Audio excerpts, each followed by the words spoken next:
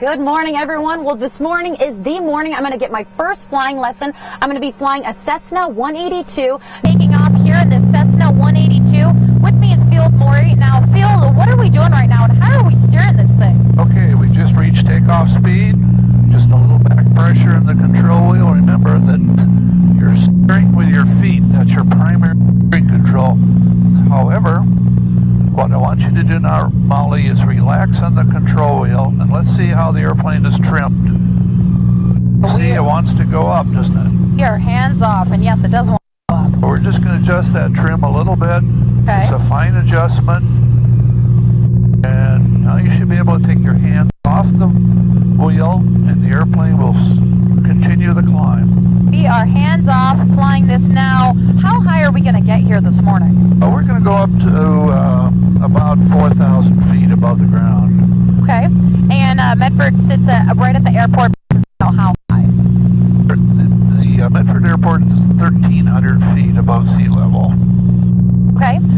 So where are we headed to right now to fly this thing? Well, we're going to lift the wing here, look for traffic to make sure no one's around, and then we're going to make a right turn. Okay. Just apply a little right rudder pressure. Again, we're steering with our feet. Oh boy.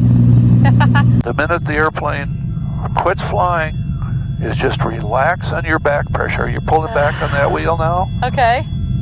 There's the stall. Oh man. Oh. I will let the airplane build up speed. Okay. Add some power. Oh man, that is nerve-wracking. I don't like any turbulence by any means, but I can see why they need to practice that. Well, coming up here in a little bit, we're going to give you another tour of the valley like you're seeing it here this morning. It's a gorgeous morning here. You just saw it yourself. We just got done doing a stall where the airplane kind of took a little dip in the sky, but we'll have more coming up for you in just a little bit. Since 4 o'clock this morning, people have definitely been coming by, dropping off those ballots, and actually joining us here this afternoon is Jackson County Clerk Chris Walker. Now, Chris, for Jackson County, what is the current voter turnout? We're hearing about other counties here. Actually, in Josephine County, the voter turnout right now is at 46%, and County Clerk Art Harvey says he expects that to rise up today. It's definitely supposed to be a strong day for them out in Josephine County. Out in Klamath County, the voter turnout as of this morning is at 35%. They said that's something normal for this kind of election. They're hoping to reach about 51% after the votes all come in, but again, you have until 8 o'clock tonight. As you can see, these people diligently voting here, right here. It's been a steady stream since about 4 a.m., so make sure you come and vote tonight.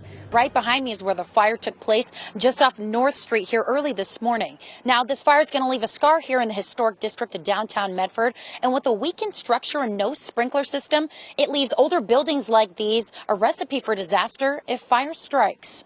Smoke filled the sky early Wednesday morning, drawing in neighbors and passersby to see what was happening over in the historic district in downtown Medford. Well, a lot of these historical buildings are unreinforced masonry, and that means they don't have rebar joining all the components together. So you have the hazard of collapsing brick walls like we saw here. And Medford Fire and Jackson County Fire District 3 took a defensive approach at full force, leaving nothing but rubble behind from the building. So when the roof collapsed, it shot some of the wall material out 50 or 75 feet from the building, and so that could have been a real problem. The burnt building was built back in the 1920s as a fruit packing plant. Downtown Medford is full of historic buildings, and they're old and more susceptible to fire. Some are getting upgrades, and millions of dollars are being put into the historical district. A team including an engineer, the fire department, and a restoration consultant are all looking at making changes. My job is to work with the engineer to figure out a way that we can improve the character of the building, meet code, but not destroy the reason we're trying to save it. And this 1920s landmark, a little too late to save. Had we been able to continue with that building, we would have put fire sprinklers in it. We would have upgraded it structurally. We would have put in all new electrical and all the rest. And it, I'm sure, would have survived or had a really good chance of surviving another 80 years. Now, here in the historic district, there are nearly 200 homes, and about 70% of those are registered. Now, right now, here in the fire investigation, it has been put on hold until tomorrow afternoon until the structure is declared safe. Covering your news in downtown Medford, Molly Trotter, News 10. A typical sound of summer. But these days, water isn't something that can be wasted.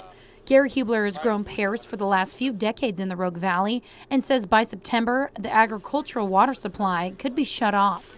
If all of a sudden we're cut off from this water, we'd lose this whole entire crop. This is our livelihood. Meanwhile, Hubler waters his 8 zones of pears every 2 weeks. Each zone here at the Sierra Vista Orchards accumulates about 2.5 inches of water after watering for 12 hours.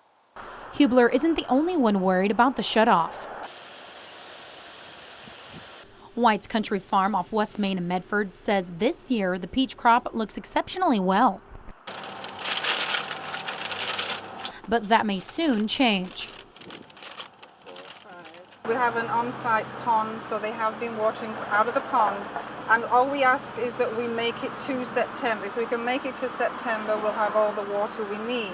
With more than 500 new trees added to their crop, Linda Medeiros believes that made a huge difference, producing plump peaches. And for the fruit, it's already hitting the stands.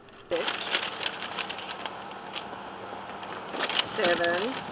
Orchardists say they'll squeak by this summer, but the real fear will come this time next summer. It will be a devastating year next year. It's going to be very, very hard to stay in business if we can't get a sufficient amount of water. Covering your news, Molly Trotter, News 10.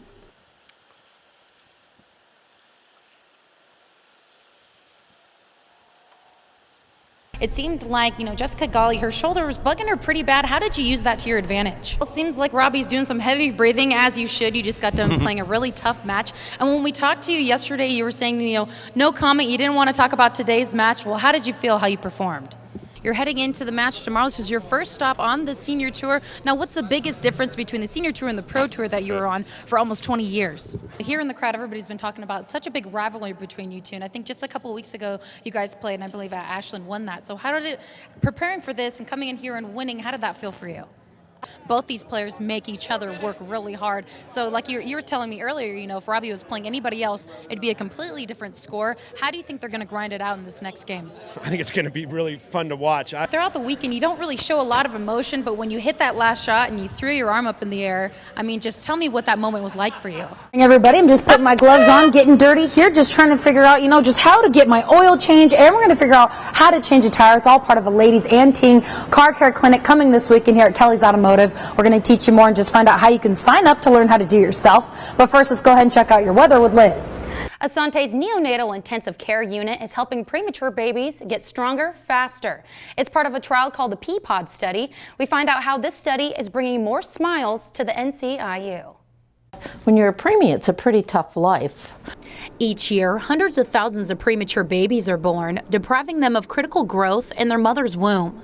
A baby's inside of mommy. That baby kicks mom, punches mom, kind of beats her up from inside pretty regularly.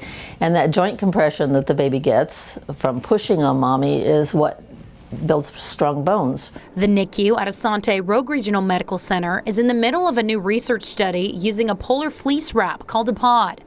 A pod holds a preemie baby snug, forcing them to build their muscles when they move. And it feels like what they should be feeling at that point in a pregnancy that they don't get to feel in an incubator. The study is out to prove pods are more successful than nurses who come in and move the 3-pound babies themselves for exercise, causing more stress. For first-time parent Dale Burton, his son Carson was born premature and didn't know much about how the pod worked, but was willing to give it a try. Sometimes he just wants to stretch and feel like he wants to break out of it, but we know that's good. Over the last few weeks, Burton says he has seen his son grow and he can't wait to take him home for the first time. It'd be nice just to have him home and let things settle down a little bit. So far, Asante's research shows the pod versus hands-on exercise are neck and neck for efficiency, but says using the pods is more comforting and less stressful for the babies. Asante is planning on using the pod method for 20 to 25 babies before the research is finished. This pool, they said, is somewhere, the low 40s, so it's actually warmer in the pool than it is outside, but nonetheless, I must really love my job to jump in a pool this morning for Special Olympics. So if you want to do this on Saturday, you can go to our website and get all that information, but here I go. Thanks. Good luck. Good luck. Good luck. Woo! Woo! Here you go. It's done. Thank you. Thank you.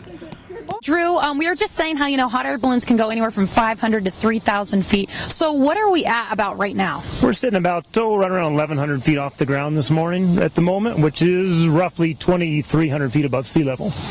Wow. And how high do you think we'll go this morning? Any idea? No, maybe 1,500 feet is all this morning.